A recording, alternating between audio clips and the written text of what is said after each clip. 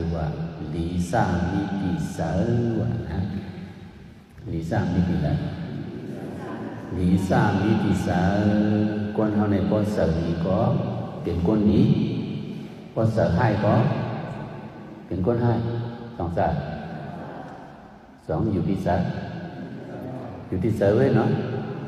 พอตายแล้ววันไหนได้ให้ก็ให้ดีก็มีก็ว่ามันหัวเนาะก็เหยียบหัวก็มันจักเสียงเนาะนี่นั่นน่ะมันมีที่เสอเนาะเสอวันหลายๆเสอเป็นစိတ်တေနာဒီရတေလောကောနဲ့နလောကနဲ့เสอวันหลายๆพอเสอวันดีก็ดีพอเสอวันให้ก็ให้มันจะเป็นเช่นไรกันจังหวะอุปทนาเฮามื้อนี้เสอว่าดีสามีดีเสอsau đàn na hao khẩu lợ sau quỷ ảo sa hao khẩu lợ ma hết cảnh đàn na ma lùn ma tan bữa nay là sáng đây ma hết cảnh quỷ ảo sa thì mưa qua nó lại sóng qua nó hao lùn nó việc thành việc ngàn này nè cái cảnh người ngàn này mà anh su ma hết cảnh quỷ ảo sa trên này lỡ này anh bên sau đàn na sau quỷ ảo sa hao khẩu này mi sợ bị ham mi sợ bị hamก็มีสติสองเดียวมากเยอะมากกว่าจะห้องก็มามากเนาะมีสติได้สองมากเนาะมีสติสองอย่างมีสติสองอย่างที่ขันเปียกการเปียกนั่นเปียกนี่จะเยี่ยมมาข้าวตั้ง2 วันต้องเดือดเสวยวิชาเนาะสถานะเขาก็ไม่ได้เนียนกว่ากายว่ามันได้10 เสียเฉียน90,000เนาะมาหนุนอาจารย์10 เสียเฉียน90,000โอ้ลูกอันเขามักข้าน้อยได้กว่า10 แสนในนั้นนะ10 แสนนี่มันติดรายการซ้อมหรือเปล่าเนาะมันเชื่อเหมือนอันหรืออันตั้งแข่งสังขารซี่เขาหามีเขาหาทราบว่าเช่นนั้นเดี๋ยวมาเทียงนั่นนะพอเอาเงินอาบไว้ดูด้านกว่าพวกไหนได้ก็ติดรายการเขาซ้อมไว้พอมาเฮ็ดเอาสถานะมาอ่อนเฮ็ดเอาเผิงมันไหนได้10 ไปหลายๆ15 แสน20 แสนหลายเนาะ10 ไปหลายๆเนาะมันกันมาดูมาตาหน่อยนะอันนี้เงินเปลี่ยนแสน10 ไปเนาะก็หาที่โอ้ไรอยากเพิ่นก่อนนี่อยากว่าพอเอาตัวเขากว่าหาได้นึกว่านั่นเลย12,000เจ้าตัดที่ได้10เอา7 แสนเนี่ยเนาะตัดที่ได้67 แสนใน2 ngàyง่ายด้วยหาได้อยากจ้างอยู่ว่าจ่ายได้ไหนมันก็หมดอ่ะนะเป็นจังไหนหาได้หาอยากจ้างใส่ได้ใส่ง่ายเงินมือเหลียวนี่ฮะหมดไหนไว้ค่าขันนั้นมีเงินอันอยู่ในท้องเขาเนี่ยอยู่หลายๆย้อนมาที่เหมือนเช่นกวนอยู่แค่ใส่ท้องไว้เนาะ2 อย่างมั้งเลขก่อนเลยเมื่อไหนมัน2 ว่าขันค่ำคืนขันตัวลาคืนขันเงินหวาดคืนขันเงินเฉคืนนี่อย่างหลาไหนย้อนเปิดขันเงินเมืองมันเขาเนี่ยย้อนเปิดเมืองเขาเนี่ยมันนิ่มเศร้าแหละหิมอาณากันหิมที่อยู่กันหิมประหลามกันแน่สุกยุงอ้วนก็เนยหิมหอมตรงต่างเขาในอันยุงเหมือนเมืองมันเนี่ยมีกระไรดีนี่นะเมืองมันเนี่ยยุงอีกคนนะอย่างก็หุคุกจะไรก้นเมื่อก่อนเขาว่ายามเย็นก้นเมื่อก่อนเขาว่ามันกินเมืองเหมือนเพิ่งต่ำยุงเพิ่งต่ำยุงมาเนี่ยเพิ่งแล้วต่ำยุงอันใครเหมือนนั้นที่ผมว่านะบางคนเมื่อก่อนเขาว่าไว้อย่างนี้อันใครเสียนไว้ดูนั่นแหละนะเอาเป็นเส้นไหนไว้นะยุงเท่าเยาเมืองเขาเนี่ยขึ้นเปิดเพราะกว่าเห็นเมืองเปิดหิมห้องว่าเส้นไหนเนี่ยเมืองเขาได้ตกอย่างเห็นเปิดตรงนี้เมืองเราก็ขึ้นเยอะจ้านี่มาเลยกูบอกเมืองเราในตกอย่างนี้ไอ้เติมมันก่อนนะมาเลยเนี่ยเห็นตัววะเป็นเส้นนั้นตรงนี้ว่าเงินขังเงินเมืองเขาเนี่ยมันตกติดเลยเนี่ยเงินมาเนี่ยเปิดใครไว้น้ำมืออันเปิดมีเงินเปิดดีกว่าซื้อคำเปิดดีกว่าซื้อเงินดอลลาร์เปิดดีกว่าซื้อเงินไทยเปิดดีกว่าซื้อเงินเขไว้น้ำมือยังไงเงินเช่นนั้นแกมันตกขันมันตกเงินมาเขาเนี่ยขันมันตกทิศนั่นที่เตะทุกอย่างมัง20,000นั่นเพราะออกนั่นมาเทียงในแค่ตกกว่านั้นนี่ที่ตกเทียงนะเขาหนีมากเงินเมืองเหลือบ่มหัวนะvợ liệu với bạc xe nữa như vợ liệu với tặng mang chơi không ấy tặng mang hiến không khẩu tặng mang nó thiệt không mà ปากแสนพูดเงินเขาเดียวคล้องกว้างมาอยู่นั่นเส้นเจ้าด้วยนะเมื่อปากแสนน้องนี่เขาในติดพวกมา20,000ด้วยพวกใครขึ้นหรือเปล่าเป็นเช่นนั้นกูบอกเมืองเล่าให้เปลี่ยนมันก็ดีกว่าใส่กัดพวกนี้มันก็เลยเศร้ากว่าแบบนี้ป้ากับเงินช่างอะไรมาพักช่างว่ะนี่จังไหนขันเงินเปลี่ยนเช่นนั้นกว่าเนาะขันเงินจะปั่นมันนั่นก็ว่าในเมืองในว่าในนี่ยืนก้นเท่าเขาว่าเขาก็ตั้งขึ้นจะปั่นนี้ก็ได้เนาะขึ้นว่ามีก่อนเนาะเมื่อเขาก็เรียกขึ้นมาเงินจะปั่นก็ขันลงหนาว่ามันนั่นที่จังไหนได้เส้นน้ำหนักได้ใส่น้ำหนักให้เปลี่ยนเช่นนั้นว่า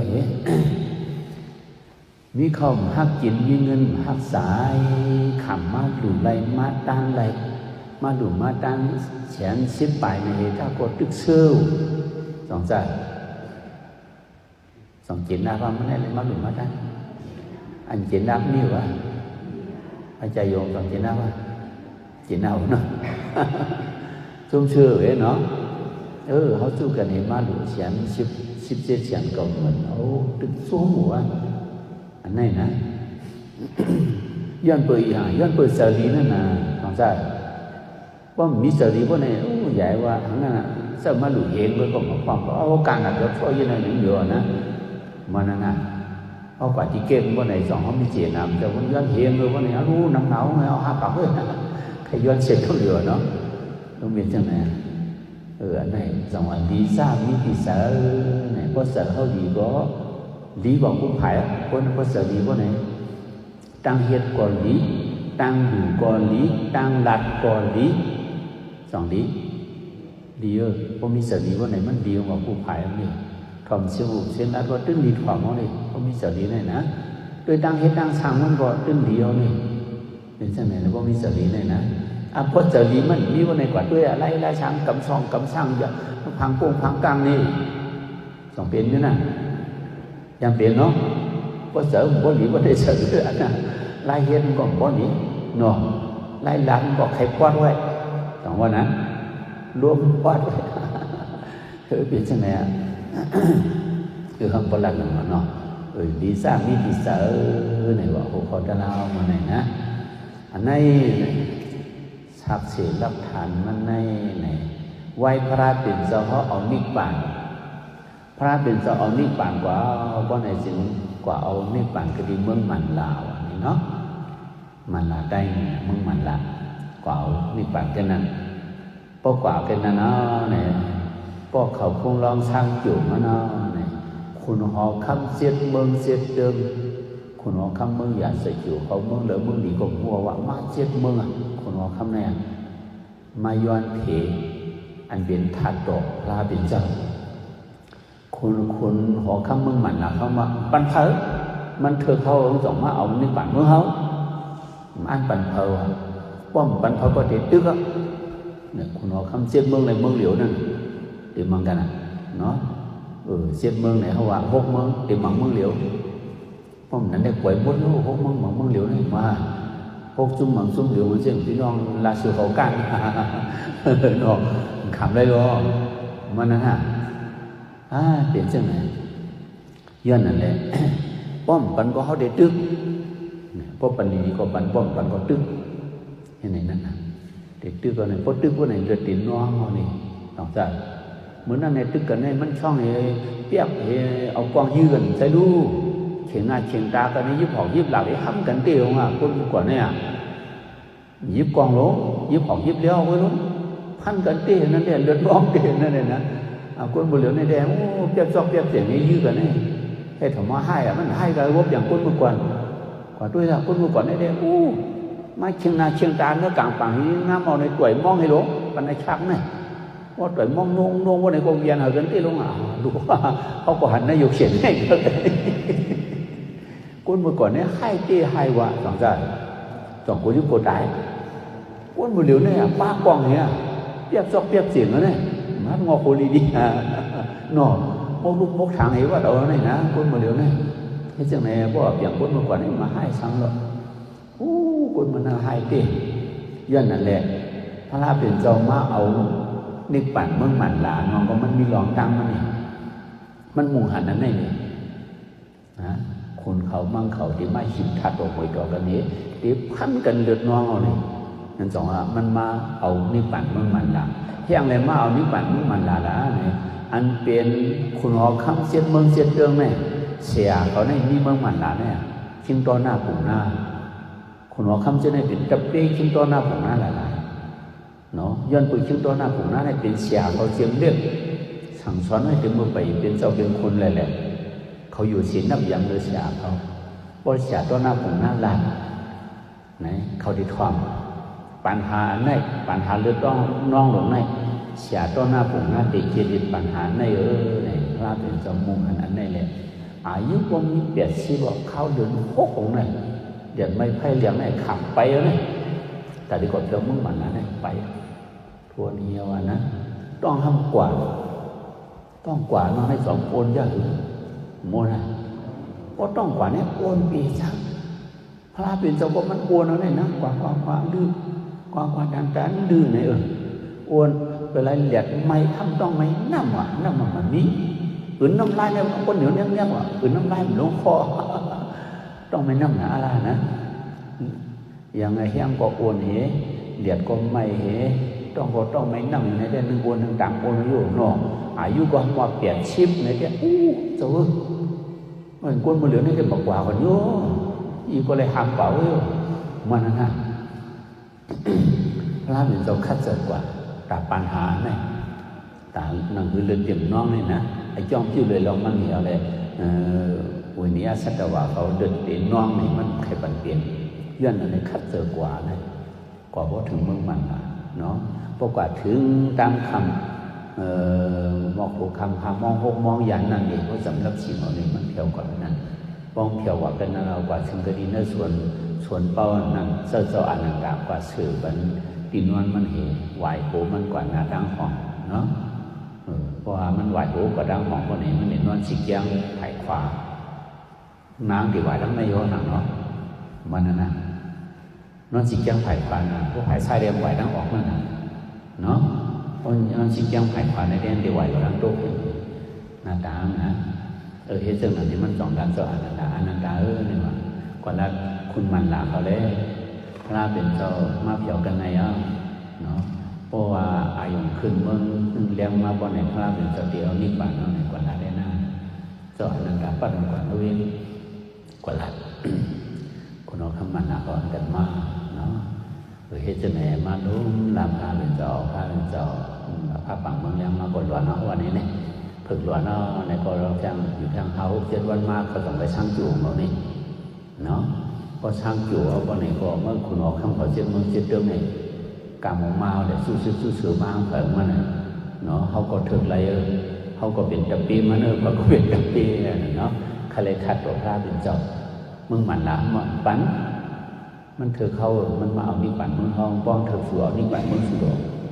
มันคือใครปั่นมันคือใครปั่นในเรือเด่นน้องย้อนในต้นหน้าปุ่งหน้าสองยินว่ายินวันนี้มันปัดออกมาเนาะคุณว่าคำขอให้มาตัวหน้ากันว่าผมมางั้นเบื้องนี่เนาะต้นหน้าปุ่งหน้าในสองมาเหี่ยวดินกรรมสุดมาสุเบียดีกันสุเบียดีกันเผาไปหางนั้นคือถอดความเก่าความเห็นนั้นเรื่องเด่นน้องในภาพเป็นเจ้าความเกี่ยวกับยามความเกี่ยวเจ้าไหนอย่าไปเฮ็ดก็เด็ดเพบันสุเว้ยว่ะต้นหน้าปุ่งหน้านะก็เด็ดเพบันสุเว้ยสุอย่าไปยิ้มกันพอเดี๋ยวมันได้ตื้ออันเป็นท่าดอกพระเป็นเจ้าในเอามาดีก่อนมันเอาหอบอุ้มแหวนนั่นมันหอบอุ้มแหวนเอามือช้างอันเป็นที่ว่าดูอันในพระเป็นเจ้าโยเนาะญาติโยในดูข้างคอมันทำใหญ่เอ็นโยแล้วเอาเรียบคนนั้นบวยเก่าบอกไอ้ที่เลี้ยชุดเนาะมันเอาดังตึ้งเฮเนี่ยตึ้งหลังดอกบนบนดังตึ้งไหวด้วยดังบนมันจักเอาไอ้คนนั้นบวยเก่าว่าส่งไว้ที่จะไหนนะพอให้จะไหนอันไหนมันก็สองหลักสุเวทิศกันก็ดีทีบรรสุเวเนี่ยมันก็สองเทเฮ็ดเจ็ดปุ่นนั่นเฮ็ดเจ็ดกล่องเฮ็ดเจ็ดปุ่นไว้เฮ็ดจะนั่นนี่เพบันเขาเฮ็ดจะไหนก็เขาคิดกันนะคำมังหูกันนะคุณเอาคำเจนก็จิตนับเรื่องย้อนดูเป็นฉากนะเขาถอนกว้างมันเห็นก็เพบันนี่ก็พังแล้วก็เอาไว้สู้มันในมือกว่าทั้งพังมันนะก็ไม่ชิงปุ่งนาง คนชิกาขึ้นปุ่งหน้าเนี่ยลักษณะนี่ว่าเอาไว้ในพื้นหน้าสองเดีทิ้งเลยสองเดีปุสอะไรปุ่งหน้าเนี่ยมันทิ้งเลยนี่ว่านะคนชิกามันหลักของผู้ชายผู้หลักเนาะปุ่งหน้าเฮ็ดผู้หลักคนชิกามาจับขุดเนาะชิกามาจับขุดเอาเนาะมวยเก่าไหนมัดฝันมวยเหรอมันเนี่ยมาบิ้วเนาะมวยเก่าไหนนะมันเนี่ยเอเชียได้ม้วนเอาหน้าเนี่ยเอามุมถ่องนี้นั่นน่ะนี่สุจินับกันก็เพียงมัวเราเห็นเจ็ดกว่าเหมือนนะนี่ขึ้นมองไว้ก็ได้เอามองไว้กว่าคิดว่ามันรักไว้มันเดี๋ยวมันเรียกเราเนี่ยเราเพื่อนชิกยามเรียกมันนอนกว่านี้สักขุดมันเองเกี่ยวเอามองไว้ในนั่นน่ะมันก็เพี้ยปัญญาเอามองมือไว้พอมือถึงเพื่อนกว่าเนี่ยผมมือหาหมาเนาะน้ำมือเก่าคือเมื่อผมมันสักขุดกว่าเนี่ยไอ้จ้องคนชิกยามมาสักขุดกว่าก็มือถาปัญหาไว้เมืองผีดาวเด่นสังกระดิ่งเนื้อกองมุสุลามุนีจะจะมันแนวนั้นนะว่าเหตุอันเป็นคุณเอาคำอาสาดาซาระมันไรมากหวยสู้มันนั่นนะถัดต่อพระเป็นตอนในไรมากมันว่นคำเดียวคนมีเสรีในว่นตาคนนี้มันว่นตาสุนโตคนในเพราะว่าเสรีมีว่าในว่นตาสุนโตเว้ยนี่ถัดต่อเนี่ยมันตีเอาเสยเนื้อกูเพมันตีมือเสยเนื้อหอยกูไปให้มันเว้ยเพราะมันว่นตาสุนโตนะมันสิ่งเช่นนั้นนะคุณเอาคำอาสาดาซาในผมมีเสรีจานี่เนาะย้อนนั้นเนี่ยพวกเขาเอาไว้เนื้อหอกับในมีเขาไว้ตีเลยกูไปนั่นน้องคนหางเนื้อหอไว้ตีเลยอยู่เลยไว้ในเนี่ยว่าพวกเขาไปเฮ็ดกองมูหลงเยอะๆก็ดีกลางตั้งทีเนาะด้วยเอาเป็นเฮ็ดกองมูไก่หูเวียนตองจีนตองสวนเฮ็ดนั่นเนาะเป็นเฮ็ดกองมูในเป็นเฮ็ดดีตั้งทีว่าเฮ็ดดีหูเวียนหางเวียนซึ่งนั่นนะอยู่ก็เลยมุงด้วยก็เขาพวกหันเรื่องนั้นเนาะคนเขาในก็มีเสรีเพราะเนี่ยความมือไวเพื่อเป็นกุศลนี่เฮาเป็นตั้งหนังดังหลายในกุศลมันว่านะก็ดีกว่าเฮ็ดกองมูก็ดีตั้งเถโหเวียงนั่นเดียวเลยเนาะเฮาคนศีลนาภาพอย่างนาเมืองเก่านาเมืองซุปนาเมืองเฮาเป็นบ่ได้เป็นกุศลเฮาเป็นไรอยู่เฮาเป็นไรไว้เฮาเป็นไรกุศลซึ่งเก่านะว่าเด้อนำเสนในกว้างเนาะพอเป็นเขาได้มกเตอไว้บรรพบุรุษโอ้มันเป็นนั่นเป็นนั่นละเนาะคุณออกคำบ้านเนี่ยน้ำเสือกวางแค่นี้เนาะเจนซานก็ผีสางสัตว์กุนเนาะตาสีนาเมืองเปียกนาเมืองชิบนาเมืองเขาก็เขาเลยอยู่เลยไว้เขาก็เขาเลยกู้สุดเจ้ามันว่านี่เขาเลยจริงอยู่อ่ะน้ำเสือดีนอนในพื้นที่ไหนน้ำเสือดีน้ำเสือกวางคนจังไหนเกิดเป็นคนกงเกิดเป็นผู้ใหญ่คนหลงคนน้ำเสือกวางน้ำเสือใหญ่น้ำเสือหลงที่ไหนนะพอหัวสุดโตไว้ว่าไหนเธอเป็นคนหลงพอเป็นคนหลงว่าไหนก็ยุ่งมันจึงเมืองเขามาเลี้ยวเนี่ยเมืองเขามาเลี้ยวได้ด้วยหรอแต่คนอัญญาในคำว่าอ้วนอ้วนแต่สุนสุนมันเขาเลยก็เสือท้องหนอเขาเลยก็เขาเสือท้องคนเลยก็เป็นเสือท้องเฮ้ยจังไหนด้วยเมืองเขาเลยจำเป็นไหนมาเลี้ยวเนี่ยหนอเฮ้ยจังไหนนั่งใส่เก็บเขาเขินมันเกวียนก้นนั่งใส่เก็บหลายๆมาอยู่จ้องกันในหนึ่งสองปัญหาอย่าซุกยุ่งตกมาเลี้ยวนี่นะดัดขึ้นมันคือเมืองได้ความเจริญหรอกดัดขึ้นน้ำเจอก้นในเพราะว่ามันกว้างขวางเพราะไหนเถิกเปลี่ยนเจ้าเปลี่ยนสองเถิกเป็นผู้ใหญ่ก้นหลงพวกเขาเตะเดิม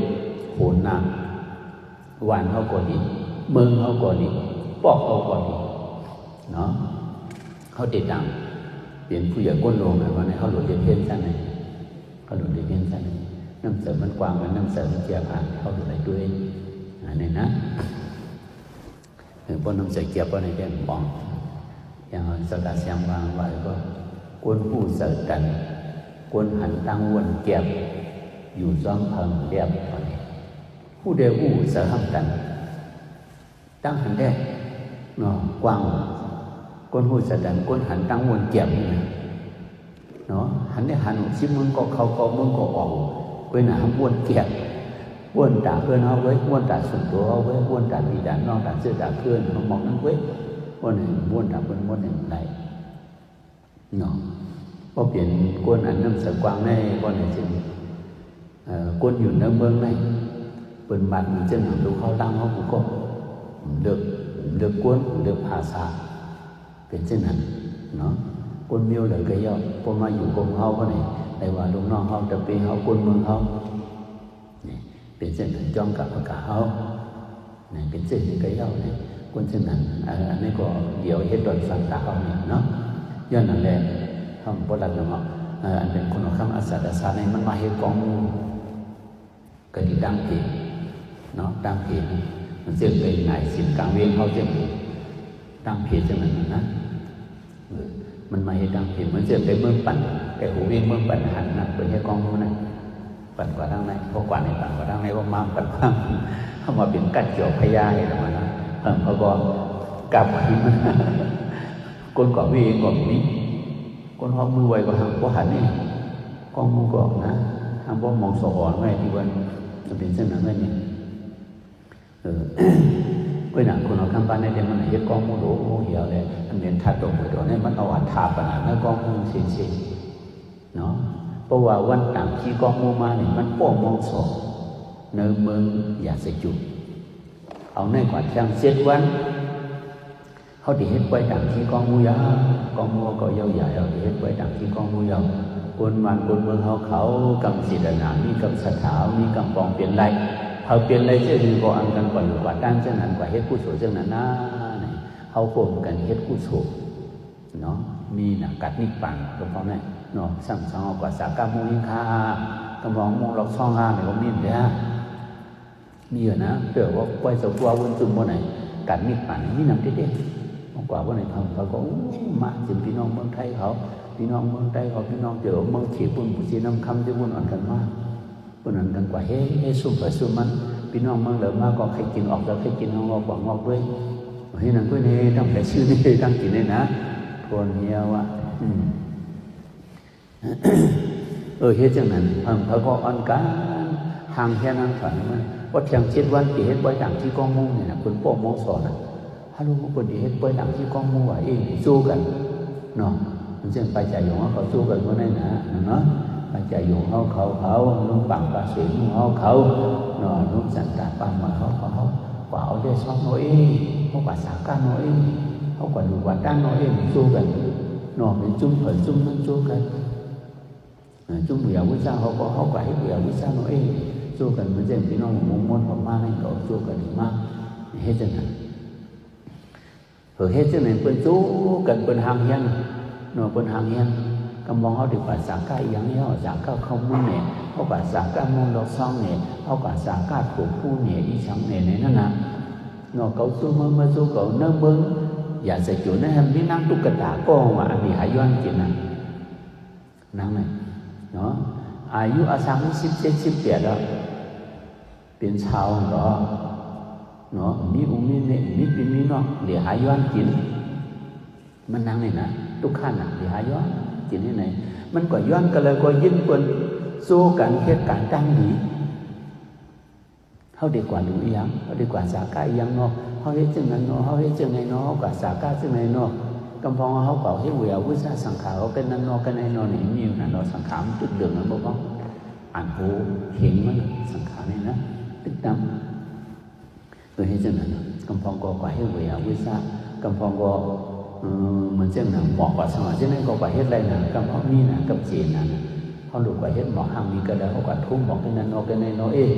เขาเอาหมักไม่ค่อยแคบเลยเขากว่าดูกันนั่นกันไอ้เนาะนี่นะดูกันจังไหนนั่งตุ๊กตาเนี่ยหาย้อนกินนั่นกว่าบอกเลยก็ยิ่งเป็นสู้กันต่างที่เฮ็ดกุศลวันไปต่างที่กว่าทั้งแล้วก็ยิ่งเป็นสู้กันเป็นห้องกันเป็นหางแห้งต่างที่กว่าสามก้านั่นนะโอ้คนนี้ว่ามันก็ว่นเปิ้นให้เนาะ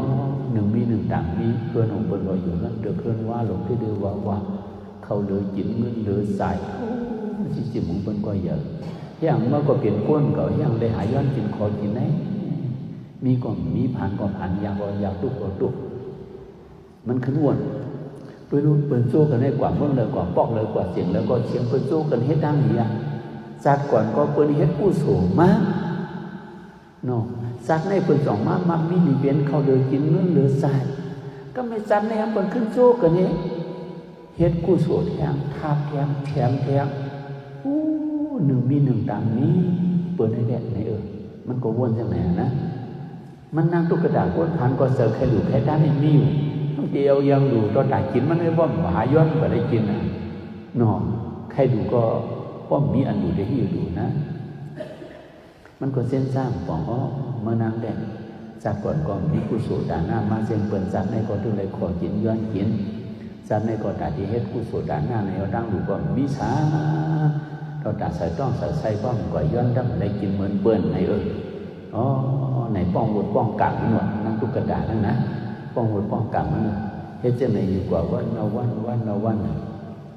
ถึงที่7 วันเปิ่นเฮ็ดไว้ต่างที่มันก็นอนรับเสือใครอยู่ได้มีอยู่ที่เปิ้นเสดนามีอยู่เสือดีมีอยู่ก้อยหนามมีอันดูย้อนตัวสัตว์ก่อนเฮ็ดมาในสัตว์ในผาน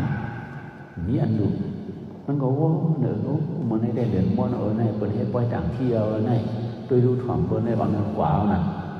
มันนั่งก็อยู่ในผ้าป่าเมืองเลี้ยงมามันก็สุกตัวสีชิงมันว่าอาบน้ำอาบน้องสุกตัวสีชิงมันเห็นหญิงงามในป้าตรงเข้าเหล่ากว่าออกเวียงกว่าเนินกว่าหามหมอกกว่านี่กว่าเลยมาหมอกพักน้อยว่ะเขาไว้บ้านนี่เรื่องว่าเลยหมอกพักน้อย2 อย่างนั้นทางในพักน้อยบ่เหลืองเลยเนาะเปิ้นน้ำถูกเนาะน้องปอดของหนึ่งอย่างนี้พักน้อยมันต้องได้กินพักน้อยแกงนี่ทางในแดนมีพักน้อยมีหมากยอดหมากกว่าราคาเว้ยเนาะมันนั่นน่ะ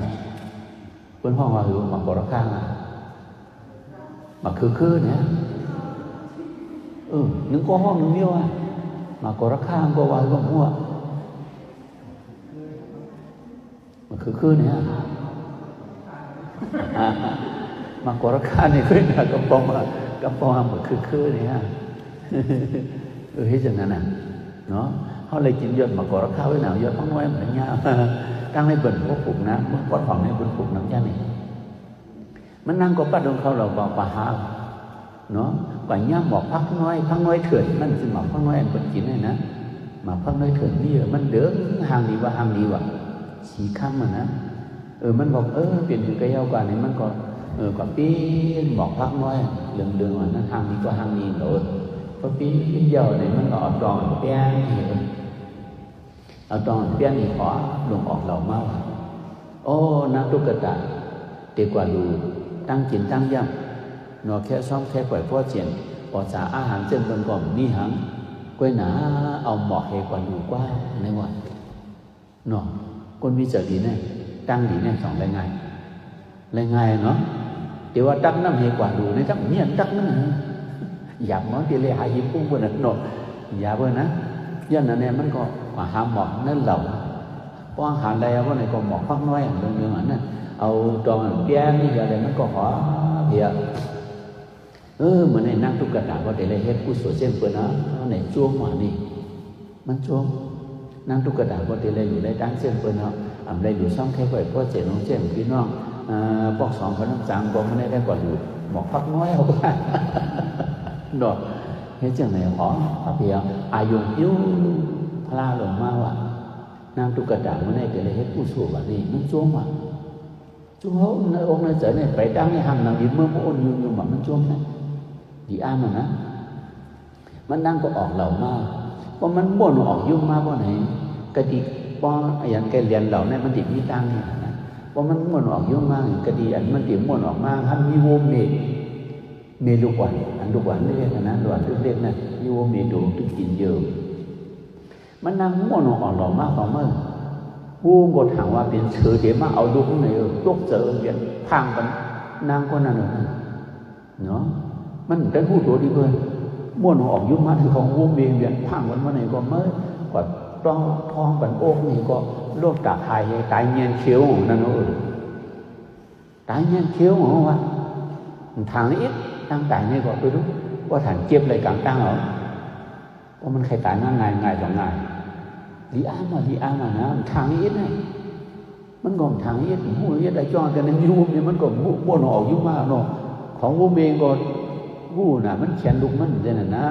ถามว่าเป็นเชื้ออย่างที่มาเอาลูกมาในนั้นน่ะมันก็แขนนั่นน่ะพอคู่ข้าออกมามันตกเสือเวียนพังหรือเดียวตัวบันโอกพังบันโอกมันก็มันนอนตายเงี้ยเขียวหินทางตั้งเอาน่ะเพราะมันตายกันนั้นก็ไหนก็ดีอ้างของมันอายุยิ้วพลาออกมากใช่ไหมเสริมมันเนี่ยนะสิเดนามันสถานะมีแวว นั่งตุ๊กตาเมื่อไหร่เดี๋ยวเลยกว่าลุงบอกที่พระราเป็นเจ้าว่าเนี่ยอายงยุ่งพระราออกมาไปตั้งหนังยินเมืองบ่ยุ่งเนี่ยมันจ้วงหนาปีตีนมาเลยนะเฮ็ดจังไหนพอวัวตัวตายว่าไหนบอกมาเจ้งกวนกองนอนรับเหตุตื่นมากเพิ่งตื่นมากกว่ามีอยู่เมืองผีบุญทำกว่าเปลี่ยนกันเลยกว่าเปลี่ยนเนอหมู่จุ้มขุนซิกยาขุนซิกยาวันนั้นครับลูกเขาแกที่หางหัวมันเห็นตั้งเสื่องตั้งนางมันเหี่ยวนะพออุ้มหน้าอุ้มหลังออกมาเตรียมตั้งออกมาตีกว่าเลยชนนั่นตะวันผู้เหย่ว่าขุนซิกยาเนาะมันอยู่เดือดร้อนสูงเยอะมุงด้วยดังนาก็หันมุงด้วยดังหลังก็หันสุดท้ายสายตาเสื่อมนางนี่นะนำที่เด็กเฮ้ยจังเลยเอาช่วยอย่างขุนซิกยานำเด็กนางก็เนี่ยเพราะมันตายกันนั้นเมื่อไหร่ก็ป้องมันตามมาเหมือนเจ็บกวนใจก็นั่นรับเหตุตื่นมาเช่นนั้นด้วยความมิวเนื้ออารมณ์อลังเนื้อช่วยอย่างขุนซิกยาเลยนะเนาะก็พูดเหรอกันนั้นน้องเดียวดีอันจะมึงซิกยาในมันจะว่าอยู่เนื้อต้องก็เดินชิบเดินสองให้เกิดเช่นเมืองกวนในใจของเขาในอ้อมบ้าบาทิกาปฏิสันเทนี่นะเพราะตายกันในกอบปอเป็นห้างเป็นตัวก็เดียวเพราะเป็นนางยิ่งในอาศักดิ์17เช่นอายุมองนั่นกอบปอเป็นห้างเป็นตัวก็เดียวเพราะเป็นกวนใจเพราะในอาศักดิ์17ปันเมาอ่ะนะกอบปอเป็นห้างเป็นตัวก็เดียวนี่คนตรงอะไรเขาเช่นเนี่ยเหมือนในเพราะเขาตายกันในกอบปอเนื้อหมอกค้างก็เดียวนี่กว่าเป็นคนในลุยมากในหมอกค้างก็เดียว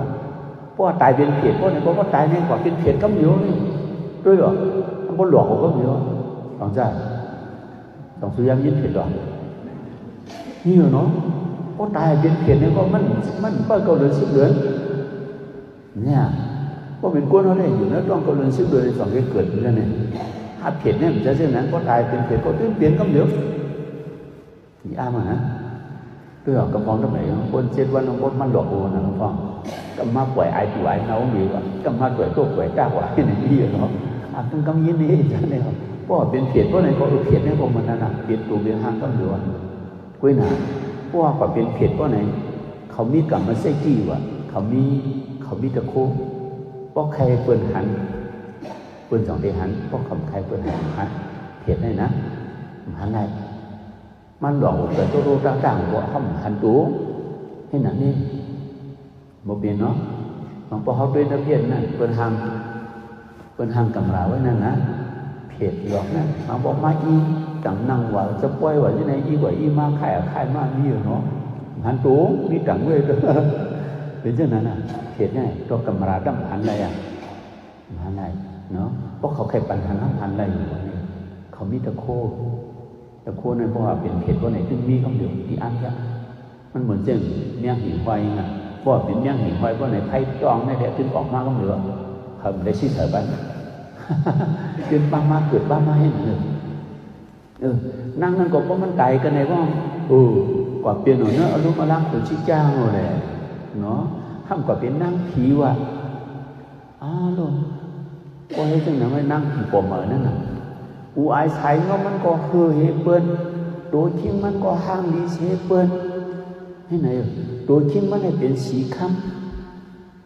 ำหมอกพักน้อยเป็นสีค้ำเลยอย่างหันว่าเรื่องนะ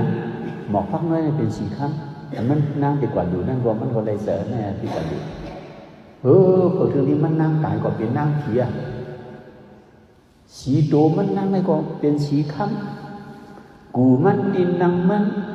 อันเป็นสังมันจะได้ก็เป็นค้ำหมดว่านี่นั่งก็เนี่ยเนาะอันเป็นพยาการสามันอันค่อยอันตื้อมันสังมันจะได้ก็เป็นค้ำเช็ดเนาะอูไอใช้เงาตัวมันในกองเหมือนเช่นสีขมงเหลืองเกินเลยมั้งเหมือนเช่นนั้นมั้งคนชิกยานในอยู่เนื้อดอกมันเลยด้วยน้ำผีก็ในปอดในนี่ว่านะอูไอใช้เงาก็คือไอ้เพื่อนเมืองผีในมันอยู่เงาเหลืองเงาเหลาเงาวันเจียงเขาในเมืองผีเมืองกวนในห้องผมเหลืองผมมันกันกุ้ยเนาะผมกันพอผมกันว่าเนี่ยเขาก็เหมือนเข้าไปหรอกกำเดินร้อนกำเดินเหม่อมันเข้าไปหรอเนี่ย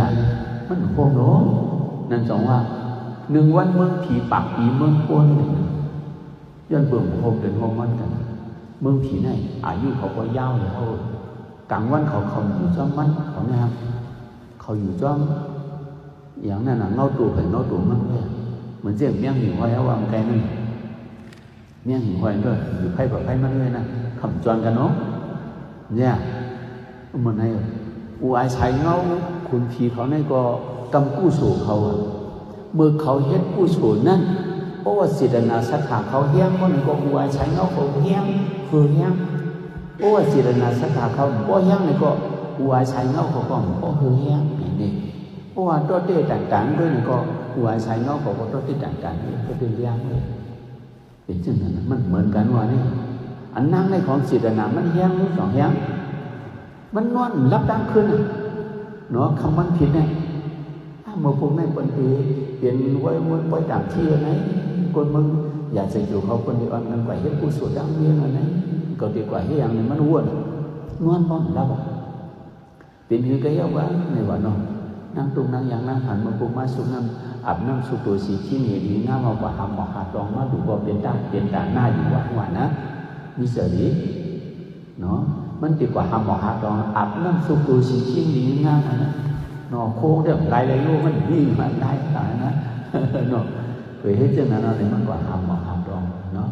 อ๋อนั่งตุ๊กตาน้ำพันดีเลยกว่าอยู่พระเป็นเจ้า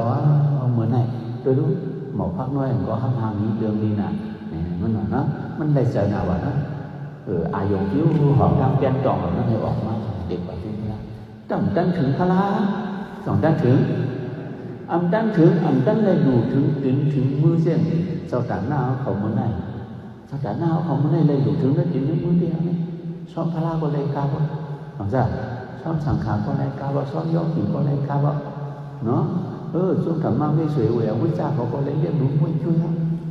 หลังจากอันนั้นมันนั่งเนี่ยได้เลยอยู่ถึงมือใช่ไหมดีอ้ามันนะพูดโตตายเอาถึงกลางมัน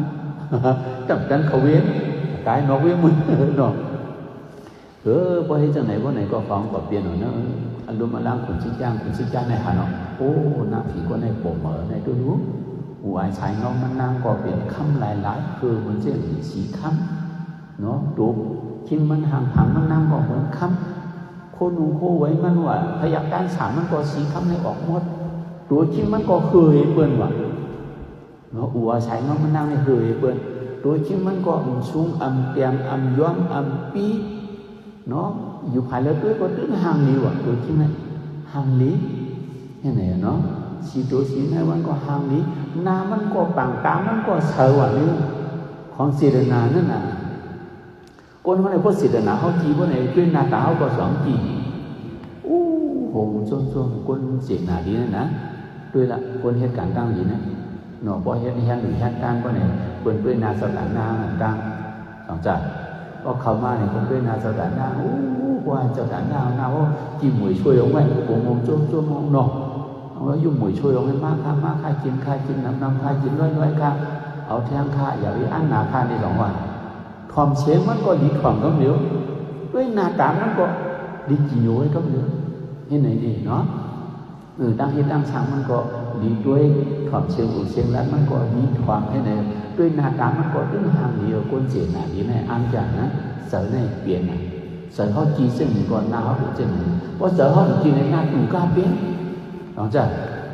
หน้าตูหน้าหูหน้าฮักหน้าจีตามวันเพราะเสือมันดีกว่าไหนนะที่ยังก็ย่อกำพังกำช่องกำเจ็ดอุ้มกันเป็นเช่นนั้นมันมีอยู่ที่เสือลายเนี่ยนั่งก็ได้ของเสริมมันดีดูเนาะที่ไรกว่าด้านนั้นช่วงแหล่เนาะตั้งได้ถึงพระตายกว่าทางเสื้อมันเลยกว่าอยู่ถึงจริงถึงเมื่อก็เลยอยู่ก็ดีกว่ามูหีดีงามก็ไหนแต่นึกช่างเก็บเป็นเรือป้วนกว่าอยู่เมืองผีเมืองชิจ้าฮะเนาะทางเสื้อมันเลยกว่าอยู่ถึงดีพระเป็นเจ้าแล้วป้วนเท่ากับเมืองตุกสีตาบุญโยเขาหนังได้เนาะนี่นะมันนั่งเนี่ยตั้งเลยถืออีพลายอีกเนี่ยเนาะตั้งไปตั้งกว่างอกหันกล้องหัวตึกออกเหล่ามาเว้ยตายแล้วนะโอ้ตั้งตายเนาะในอีอาเนาะกระจายมันดังอะไรกว่าเฮ็ดอะไรมากผู้สูดเสริมอย่างมันน้ำนี่เลยเนาะอันนั้นหนักมากปันในช่วงก็เป็นเมืองผีกำเดียวนี่เนาะเมืองผีกำดังอยู่ตีอยู่กำโหเจอใน2 คนว่าเมืองผีในกำดังอยู่ไอ้พวกมีดังอยู่2 เพียงเมืองผีเนี่ยตั้งดูเฮ็ดได้บอกแค่ว่าเป็นเมืองผีมันไล่เนาะ อย่าว่าเมืองผีเมืองผีเจ้าเมืองที่เขาในเรื่องก่อนเลยหรือเปล่าเนาะเป็นจังนั้นย้อนนั่นแหละคุณสิจ้าเนี่ยหาเราข้างในโอ้ในน้ำผีก็ในตึกโปมาคุยในหัวสายน้องก็คุยบนตัวรู้ตัวชิ้นมันก็ดีด้วยหน้าตามันก็ดีด้วยอาสองอยองมันว่าที่อยู่ดินนังมันว่าโอ้เป็นสีข้ามองละลายคือจะว่าอย่างไรก็ถึงได้ส่วนนั้นโดนอุ้ยเย็นก็ลงไปห้องถามด้วยว่าคุณสิจ้าเนาะป้าโดนกว่าเนี่ยเขาในส่วนนั้นโดนอุ้ยเย็นกว่าหนากรรมกระดับกาว่าแหละพวกกอดแถวนั้นเพราะในของคุณสิจ้าห้องนั่งผีก่อนบอกมาเลยนั่นนั่งผีก็ในมาในรู้นะห้องมาหิมมันโอ้นางเขาในตัวชิ้นก็ห่างดีหน้าตาก็ห่างดีผิวเนื้อผิวหนังก็ห่างดีกูอายใช้เงาก็เคยบนกูก็ดึงมันตอนบนกูก็นั่นแหละนะอันนางเขาเย็ดผู้สวยดังหลังมานางเขาเย็ดผู้สวยที่สั่งมาเนี่ยเขาเป็นใครหู้เขาเป็นใครหวงจ้นสาธุซ้อนเนี่ยว่าลากนี้พอคนชิจาห้องนั่งผีนั่นมาที่มันเห็นถามมันได้นะนั่งผีก็ขึ้นคุกคนด้วยเนาะมือเพราะว่าจะอยู่เมืองก้นจากก่อนวันดังให้ผู้สวยอย่างบ้านเนี่ยมันขึ้นว่นด้วยแต่ว่นด้วยเอาเนาะเจ้าคนชิจาคาในวันขานั่งเย็บมาผู้สวยตั้งนอนตั้งหลังน้องป้อนลาดในวันนะเนาะป้อนลาดคาในวันยิ่งอายเป็นหาวันวันนะคนชิจาตั้งเหรียญวันไหนมันหนีอับแย่มันปัญญาโยกมันเยอะย้อนอะไรเพราะเป็นตั้งดีเนี่ยตามดูโกตามดูอายอันดูโกดูอายเนี่ยเป็นอาผู้สุดผู้เสด็จโยมนี่นั่นโยมมีอับแย่นั่นเป็นดูโกเป็นดูอายนะเขาเฮ็ดมาผู้สุโลน้ำก็ดีเอก็ดีเป็นกายก็เฮ็ดมาเช่นนี้ก็เขาแค่ผู้หนาวดังนี้เขาเอียนรักในวันนั้นคุณชิจามันเป็นชอตบาทเนาะคุณชิจาเนี่ยนะย้อนนั่นแหละมันก็พอว่าเช่นนั้นก็ไหนนั่งนั่นก็อยู่เลยการเรียนนั้นน้องๆเนี่ยว่าขานั่งได้หรือจากก่อนได้เป็นนั่งตุ๊กตาก้นหาว่าที่หาคอยจินย้อนจีพ่อแม่ก็มีพี่น้องก็มีอยู่ในเมืองอยากเสกจูเมื่อไหนเนี่ยว่าก็ดีเมืองอยากเสกจูไหนอันเป็นคุณเอาคำอาสาจะสัตว์มันก่อนได้หวยจูมาถัดต่อพระเป็นเจ้านั่นมันมาตีก้องมุ้ยถาปัญหาเมื่อก้องมุ้ยเมื่อไหนเปิดเฮ็ดปล่อยดังที่ก้องมุ้ขาเมืองอยากเสกจูพี่น้องเมืองอยากเสกจูเขาเนี่ยปนมาถึงเมื่อ5-6-7 วันเอาคนเอากันทำยังการมีก้องมุ้ผู้สูงแต่ดีกว่าสถานสาก้าแต่ดีกว่าดูกว่าด้านเนาะคนเอากันสู้กันปนดังเมื่อขานั่งก็เป็นตุ๊กตาก้นพันเหลียย้อนกว่าป้องน้องเมื่อป้องกว่าเฮือน้องเมื่อเฮือนกว่ากันเลยก็ยิ้มเปิดสู้กันเนาะคนเหตุการณ์ตั้งอยู่นั่นน่ะขานั่งก็ออกเสือขลุ่ยแค่ด้านเนี่ยเนินไหนเพราะว่าภาพป่าเมืองยังมาว่าในขานั่งก็อาบน้ำสุดตัวสีชิ้นเดียวเลยก็ออกเวียนกว่าเหตุกว่าหาหมอกเนิ่นเหล่ากว่าไล่หมอกพักน้อยอ่อนอันเรื่องอันนั่นดีกว่านะเรื่องก็เรื่องทางดีหนาขานั่งก็เลยเจอหนาดีกว่ากว่าปีอันเป็นหมอกพักน้อยนั่นเห็นแป้งตองหนึ่งขออับดงออกเถิดมาดีกว่าอยู่ที่พระเป็นเจ้ามันดีกว่าอยู่พระเป็นเจ้าเนาะผมส้มเหี่ยวมันในนั่งตุ๊กตาก็ที่ไรอยู่ในด้านเส้นเปิ้ลนะนั่งตุ๊กตาที่ไรผู้สวยเส้นเปิ้ลเอาไหนโจ้เนี่ยไหนขาโจ้เป็นปีติออกมาเพิ่งถึงที่ออกเหล่ามามีวัวเมตูอันแข็งลูกมันลูกอันเด็กมันนะข้าก็ม้วนออกยุ่งมามันก็ถามว่าเป็นอย่างเด่นมาเอาลูกมันไหนมันก็แข็งลูกมันเดี๋ยวมาตัวตายขานั่งตึงอยู่ยิ้มผังตั้งในตัวเนี่ยนะตัวตายมันนั่งเป็นน้ำใบพังของเป็นกว่าป่วยบ่เราเด็กนะตั้งก็มันคือตั้งลงเจ้าไหนมันตั้งออกเหล่ามาเว้ยเลยนะเจอกันว่าเปิ้นอันก็บอกป่วยบ่เราเปิ้นหันตัวตายลูกเขาก็ไปว่าพังนั่นนะเนี่ยว่าตัวตายขานั่งให้ตัวตายเนี่ยโชคดียิ้มผังตั้งนี่เนี่ยว่าอันขานั่งให้เดียเอาหมอกออกมาเสียได้ก็ท่านได้อยู่ถึงในมือพระเป็นเจ้าท่านได้อยู่ถึงที่พระเป็นเจ้าเนาะที่พระที่กองมุ้งท่านได้อยู่เช่นเพื่อนเนี่ยว่าดีกว่าอยู่ในโฮมโจ้เนี่ยออกมาก็ไม่ยาวโวต่อตายกลางๆเหี่ยวในเนี่ยว่านะเพราะโวต่อตายเพราะในก็เหมือนเสียงก้นก้องนั่นรับเหตุตื่นมาเช่นนั้นเว้ยข้าก็มาเปลี่ยนหนุนเนอะรุ่นนั่งเนอะไอ้ช่วยอย่างเศร้าเขาในข่าวเนี่ยว่าหลังนี้จังไงเนาะกูสู่ขานั่งได้กี่มังเต้เนี่ยว่าเนาะบอกพักน้อยเว้ยว่าเปลี่ยนจ่องออกมาดำจันเลยกว่าอยู่ถึงกองมูเนี่ยว่าย้อนนั่นแหละเนาะแต่ดีรัตเนี่ยพี่น้องในขานั่งอันหนาว่าอันหนาไอ้ว่าไอ้อันขาวานั่นเนี่ยว่าเนาะ โอ้ก็เป็นเจ้าไหนเนี่ยคนชิดยาจมหนักนะก็เป็นเจ้าไหนคนชิดยาในสาธุบ้างเดียวเนาะสาธุสาธุเขาฟังมาสาธุเนี่ยคนชิดยานะโจ้หรือมาดังไม่อ่อนกันสาธุบ้างเดียวนี่เนาะนางก็ในเฮ็ดกุศลมาว่าสูตัวรู้สองสูควายไงชูสองชูใครห้างดีเหมือนนั่งห้าคนชิดยาก็ทางเนาะใครห้างดีกูก็หรอจะมันเจ็บห้อเนาะใครพูดจะเป็นทางเจ้าเนี่ยทางจ้าเขาได้ใครเปลี่ยนอ่ะต้องใครเปลี่ยนชั่วโมงวิจารเขาทางจ้าใครเปลี่ยนวะต้องใครเปลี่ยนเนี่ยเนาะคุณชิดยาก็ว่าตัวรู้นางก็ในสองห้างนี้อ้อเนาะโดยที่มันก็ห้างนี้หน้าตามันก็ห้างนี้สีมันก็ห้างนี้อูไอใช้เนาะมันก็เหมือนเจียงอูไอเหมือนเจียงสีคำนั่นออกมาคือเป็นว่าอ่ะจริงใช่ไหมเนาะสองสูควายสองสูใครสองสูใครเหมือนมันนั่งอ่ะเนี่ยเอาใครเหมือนเนี่ยเนาะคำพายว่านะใครไรใครเปลี่ยนใครห้างนี้กูก็นั่นแหละเพราะเปลี่ยนจังไหนข้องถูกให้ราผู้โสนายในว่าเจียงมันนั่งในว่าคุณชิดยาถามช่วยยันมันเนาะถูกเฮ็ดข้าวเนี่ยว่าผู้สวนไอ้เจ้าว่าดีโฮมจ้มที่คนที่ผู้สวนในจังดีโฮมจ้ม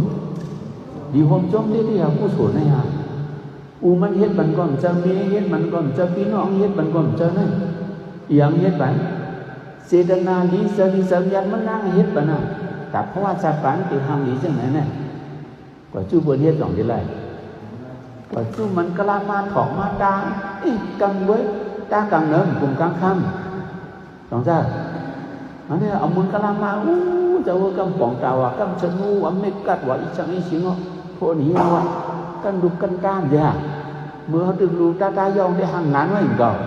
เมื่อพวกกวาดร่างกายที่กวาดซอกกวาดเต้าเหี้ยไหลไข่ในมาเมี่ยวเลยต้องเมี่ยวทำบุรุษเฮ็ดยังพอจูมุนกลาห่างหนีหนึ่งกำเว้ยนางก็ในเด็กจะว่ามุนกลาในเด็กนะกู้สู่เฮ็ดปันนะตั้งห่างหนีแน่นอกจาก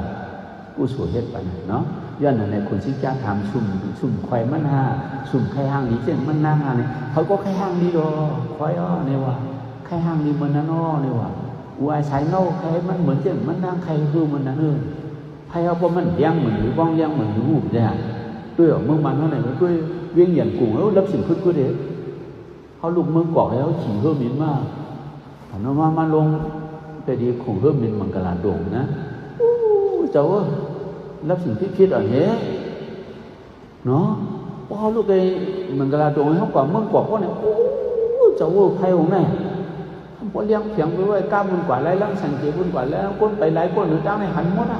อยู่ในเฮือมินเขากว่ากลางเขียวกลางคำนะเปิดทำจ้าเมืองเปิดเจ้าเฮือมินก่อนนะปันเขาเหลี่ยเนี่ยตัวโตล้วงโผล่นะปันเรียบปันทั้งไหนพี่ซองปิดมันที่ไหนด้วยพวกเยาวกว่าช่วงเห็นด้วยที่ไหนก็มาด้วยผักทั้งไหนกำด้วยผักทั้งไหนปันเห็นเรียบเมืองกอกเมืองกรุงเทพเมืองเปิดทางดีมาเมืองเขาในด้วยหมาทางแล้วถึงพูดเดี๋ยวไทยบอกเลี้ยงเนาะเมื่อเหลียวตั้งแค่เย็นนะไทยสุรางเดิมมากเนาะแค่นี้ไพ่หิ่งห้อยแล้วเมียพวกเปลี่ยนคนเดียวเลี้ยงนั่นน่ะไพ่สุราเขาจับไปเพราะเขาใจไพ่เช่นไหนเพราะในไพ่สุราเขาเหมือนตั้งมีเลยสองตีเปี้ยงกันตั้งไพ่บีจีเนี่ยเปี้ยงเนาะมันเหมือนไหนเนาะเมื่อเขาเฮ็ดกุศลน่ะเนาะเมื่อเฮ็ดกุศลนั่นเพราะจิตนาเขายังก็อุบายใช้เขามันเกิดยังเต้ๆน้องจ้านั่นสองว่าจิตนาเนี่ยไอ้ยี่อย่างเมื่อเขาดีเหตุการณ์กุศลซึ่งมีก็ย่อเขาหลุดสอดส่วนเสือเขาดูโฮมจมทรงซื้อเจตนาวาสนาเฮียนดีไอ้จูสองมันบรรดาทางดีเพียงคนเป็นจังไงเนาะนั่งนั่นได้ก่อนเป็นไอ้เฉยอย่างคุณชิดย่าในเรื่องการวางทำมาทำมีในเรื่องหรือวางไว้อยู่นอกเป็นจังไงเนาะเขาคุกจะอะไรเจ้าคู่ว่าวุ่นจุ่มนะเจ้าคู่ว่าวุ่นจุ่มลูกเขาไปอย่างของเองถึงมาตาคิดเรียกว่าติดขี่เพิ่มมินว่าโซเชียลอย่างนั้นน้ำลันมีเข้าเนาะมันจอกว่าเนี่ยว่าคนเด็กขี่เอาในลูกเขาได้ขงนั่นนี่ออกกว่าเพราะออกกว่าเพราะไหนก็มันเอาโกงโหงตุ้งขึ้นคู่ไรเพิ่มมินกว่านั่นน่ะก็ถึงจะดีโหคู่ไรเพราะไหนเจมี่ไว้เลยเนี่ยเนาะนั่งอันห่างดีกว่านั่นคนติดเลือดให้ป้าเวหูคู่ไรนั่นเขาขึ้นมากกว่ามันติดตรงตาขานั่งว่านั่นนะเพราะมันจะขึ้นมากกว่ามีกะลาบาพุ่งพยาหรือมันดีว่าที่ไหนเนาะ เพราะว่าตะกล่าวเขาขึ้นมาในกองเมกลาปาชีไหนมันดีว่าจะไหนนี่น้ำก็ไหนอ่ะเจ้าคู่ว่าเห็นตัวอย่างกลมน้ำนี่ทุกๆหัวเจ้าหยาดโลขึ้นหน่อยจ้องตั้งนั้นจะหมดอยู่เขาจะเนี่ยขึ้นกว่าเนาะเพราะที่จะเนี่ยน้ำก็นั่งตรงตั้งว่าเมกลาปาพวกพวกพยาเนี่ยว่านะเจ้าคู่ว่าก็ได้เข้าหวานเนาะเสียงไปถูกเจอเนี่ยมันเพิ่งไหวด้วยเนี่ยโอ้น้ำก็ได้ไปหังดีหน้าตาก็หังดีตัวเชี่ยงก็หังดีว่ะนะ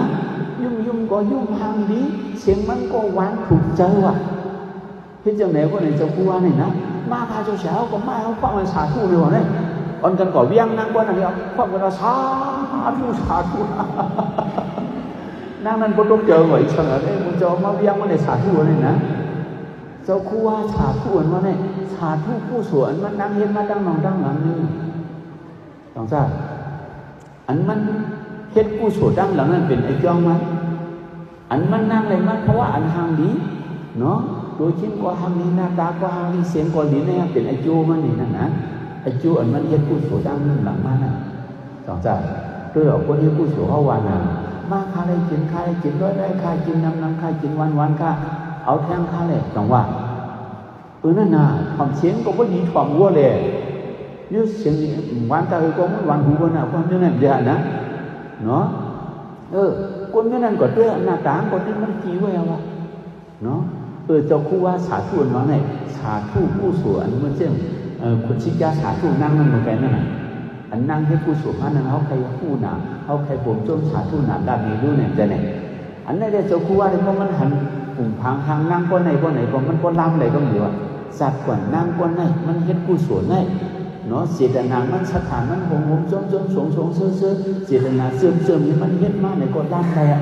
อย่างหนึ่งหน้าตามันทางนี้ยุ่มยาเนาะเสียงมันก็ดีทองรู้ชิ้นมันก็ห่างนี้อันเจ้าคู่ว่าสาธุนั้นสาธุกุศลมันนั่งเฮ็ดมาสัตว์ก่อนมันหลังนั่นหงจมอันนั้นความป่าดีว่าสาธุในวันก็เป็นความใจว่าผมจ้มขายเอาในวันด้วยหรอกหล่อนเขาว่าห่อกันคำมุ่นหันสั่งว่าในจ้มข้าวในจังหวัดนั่นน่ะสาธุนั่นความป่าดีนั่นสาธุนั่นนะสาธุในสุดอกก้องในกวานี่ผมจ้มขายเอาในกวานี่สาธุนั่นเลยนะ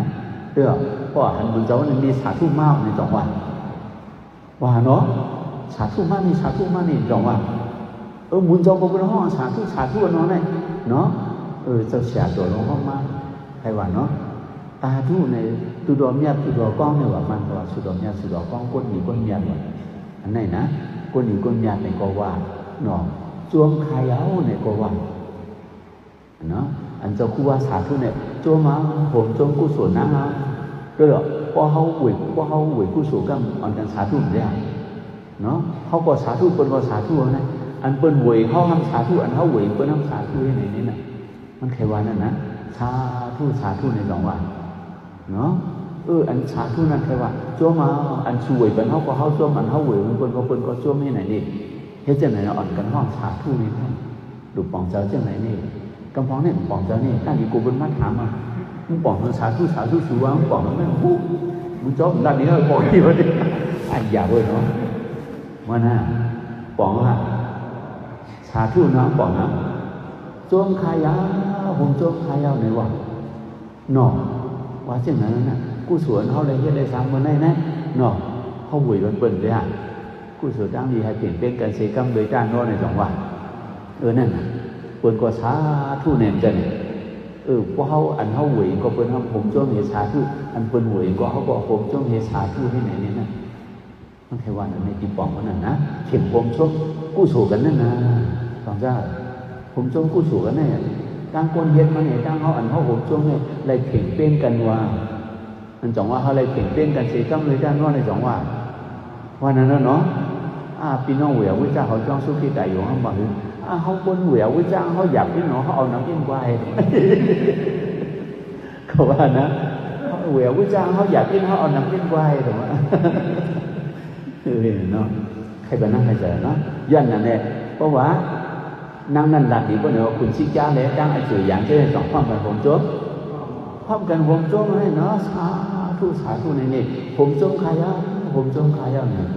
นั่งเขาในสองแค่ห้างนี้เจ้ามันนั่งในแค่ห้างนี้สองคือไข่มันนั่งในไข่เนี่ยเพราะไข่พวกในผืนเขาเจ็บๆม้วนๆหรือเนื้อส่วนผู้หญิงเนี่ยเขาดังในผู้สู่หางในวัดเขาปฏิก็มูสุรามุนีเนาะมีเหมือนกันมึงเก่าเดชาในสุรามุนีเนาะมีเหรอนะแต่ดีตั้งเขาต่องจีนก็สุรามุนีในก่อนนะเนาะเขาปฏิก็มูสุรามุนีเขาไปให้ผู้สู่ดังดีนอนในเขาสู่ไข่ในสองสู่เดพ่อในพ่อมือเนี่ยเดี๋ยวเอาเนื้อส่วนผู้หญิงนั่นก็ไม่ขึ้นออกเนื้อส่วนผู้หญิงได้ปัดลงกว่าก็ดีสุรามุนีนั่นเนี่ยอ่อนกันกว่าหนึ่งบาทด้านอ่อนกันกว่าไว้พระนี่อ่อนกันกว่าเฮ็ดกำพองเฮ็ดหัวอย่างผู้เศร้าผู้โศกกำพองก็กว่าปัดกว่าเพียวกำพองก็กว่าไล่น้ำพระเป็นเจ้าให้ในหน้ากำพองก็กว่าไล่บอกพระเป็นเจ้าให้ในหน้าพวกขวางพระในสองในผู้โศกอะไรเนาะมันจะเห็นสตาร์หน้าเขาไม่ได้หนักเลยผู้โศกนำเจ้าเหวี่ยงผู้เจ้าเขาสองวันเอาเลยเดี๋ยวมันมังที่มังว่าเนาะได้น้ำหนาวอ่ะหรือว่าหางว่าเนาะพวกนี้เขาตายได้มั้งกี่เดือนรออะไรลูกหาปะเป้าพวกนี้เขาเป็นนางผีพวกไหนได้หนอมันเป็นนางก้นกว่าจนห่างเดียววะเนี่ยเขาของเขาไม่เยอะเลยนะผู้สูงนี่นะเนาะให้จังไหนนั่นจงว่าเนาะ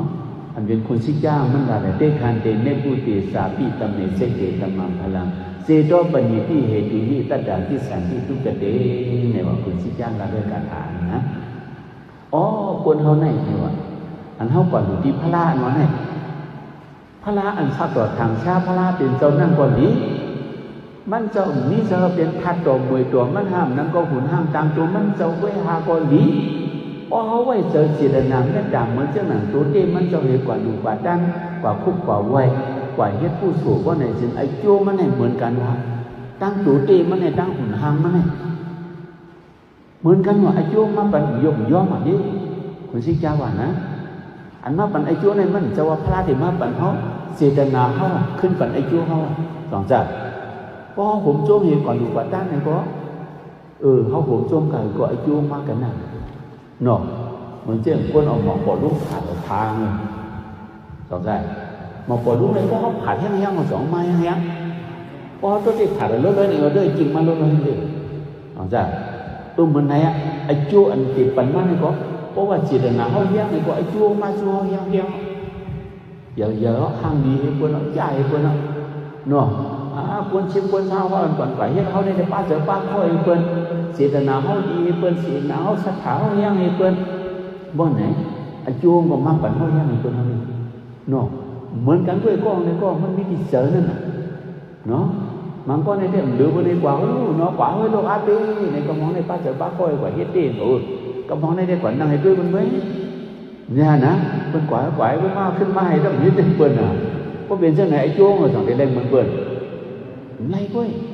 มันไหนอ่ะนะในทำเฮ็ดมันเขารู้sợเขาขึ้นปั่นไอ้โจ้เขาไว้น่ะเพราะsợเขาป้าเจอป้าเขาเฮ็ดที่ว่าเลยไอ้โจ้งก็เลยที่เลยว่าไว้เนาะตัวได้กว่าเฮ็ดเช่นเปิ้ลนี่แต่เราต่างกันก็ไอ้โจ้งเลยตัวเราต่างกันนี่เหมือนกันพี่น้องออกต้องเดียวกันก็เหมือนกันเว้ยสองเหมือนไรนะอันนี้เพิ่มมาหุ่ยปัญหาเพิ่มมาเสียบปัญหาอุเมียวเฮ็ดปัญหาจ้าจิตนาเขาขึ้นปัญหาจิ้วเขาไว้เนาะเขาไว้จิตนาดีเฮ็ดกายก็ไอ้จิ้วอะไรกันนั่นเนาะเพราะเสียหนาวยังมันก็ไอ้จิ้วยังเพราะไอ้จิ้วมันยังวันไหนตายจากไหนเกี่ยวกับเป็นลูกป้อยซาเขาลูกสัตว์เทเขาเนาะเพราะมันแห้งแข็งไหนได้กว่าเป็นลูกเจ้าลูกสวมลูกน้องข้ามเราเจอเมืองไทยพวกมันแห้งเชียงเลยได้ว่าเนี่ยแถวกับเมืองผีเมืองเจ้าหน้าเมืองไกลมาป่วนจีจิ๋วก้นกว่าเนาะกับแถวเมืองผีเฮ้ยจังไหนดิอันนี้เสียดหนาเนี่ยมันเหมือนไหนอ่ะนะมันสองว่าเนื้อดิบเนื้อลายมันแตกมากกว่าอยู่ไหน